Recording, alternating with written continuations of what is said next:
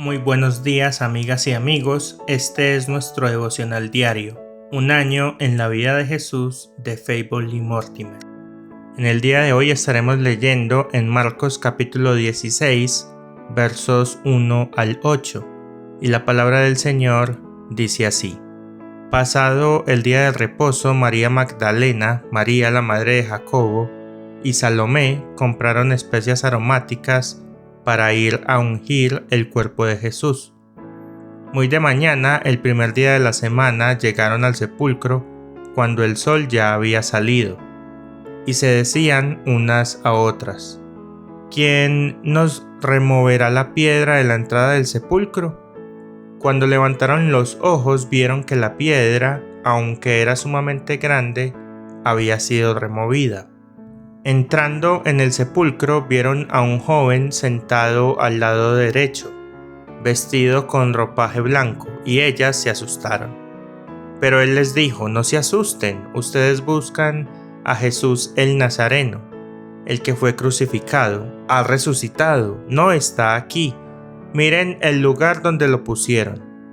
Pero vayan, digan a sus discípulos y a Pedro: Él va delante de ustedes a Galilea.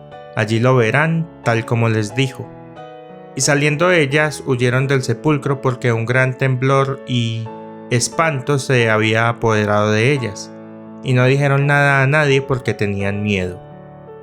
Nuestro devocional se titula Tres mujeres visitan el sepulcro.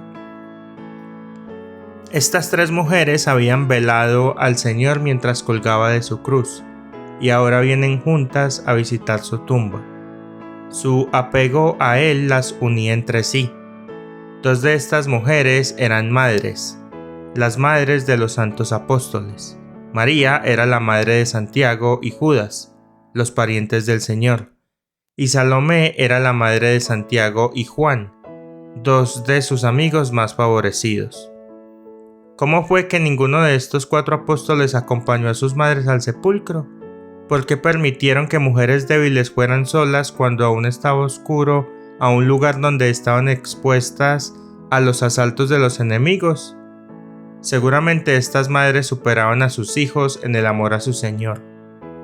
Ha sido dicho de la mujer por un poeta: no fue ella quien con beso traidor hirió a su maestro. No fue ella quien lo negó con lengua infiel. Ella, cuando los apóstoles huyeron, pudo enfrentar el peligro. Última en su cruz y la primera en su tumba. Una mujer fue la primera en comer el fruto prohibido.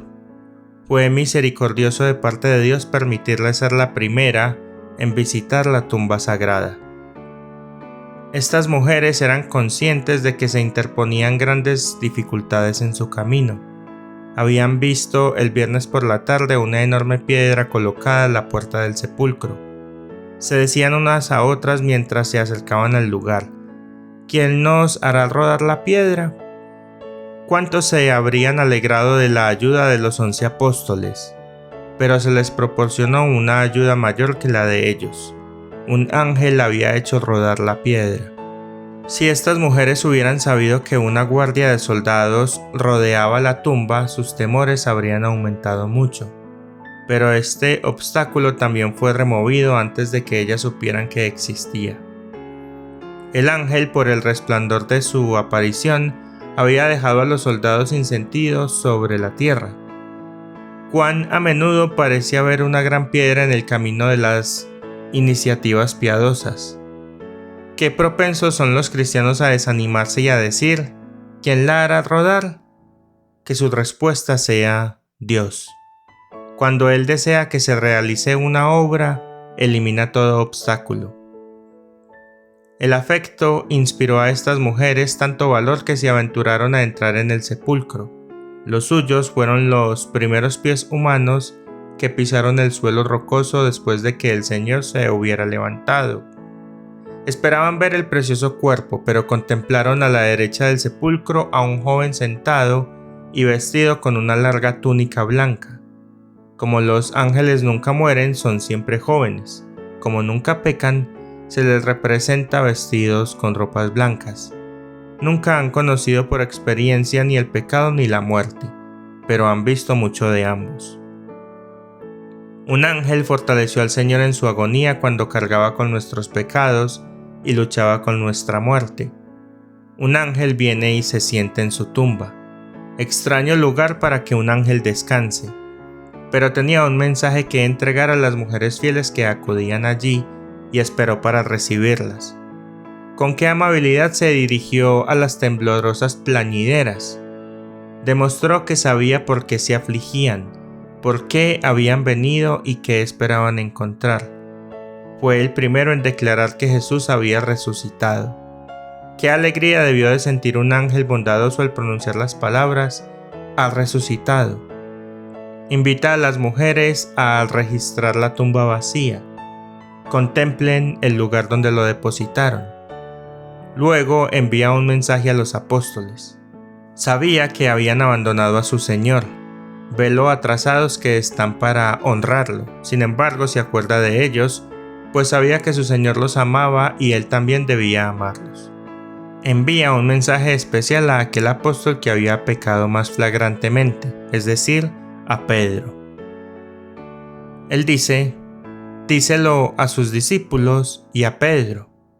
Aunque somos tan propensos a pecar nosotros mismos, cuán severos somos al juzgar a los demás. Este ángel nunca había abandonado ni negado a su Señor, pero se compadecía de los que sí lo habían hecho. Estaba ansioso de que sus lágrimas se secaran sin demora. ¿Cómo recibieron las mujeres las noticias celestiales? Está escrito en el Evangelio de Mateo. Salieron rápidamente del sepulcro con temor y gran alegría. Su alegría era mayor que su temor. Temblaban porque habían visto ángeles, se regocijaban porque esperaban ver pronto a su Señor. El temor era consecuencia de la flaqueza humana. La alegría brotaba de la fe y del amor. Hay muchos temores ahora en el corazón de los creyentes, pero todos pasarán, mientras que su alegría aumentará y perdurará para siempre. Cuando no tengan pecado, no tendrán temor, y cuando vean a Jesús, su gozo será pleno. ¿Acaso nosotros que nunca lo hemos visto anhelamos verlo? Él viene con las nubes. Que nos encontremos con Él en el aire y estemos siempre con Él.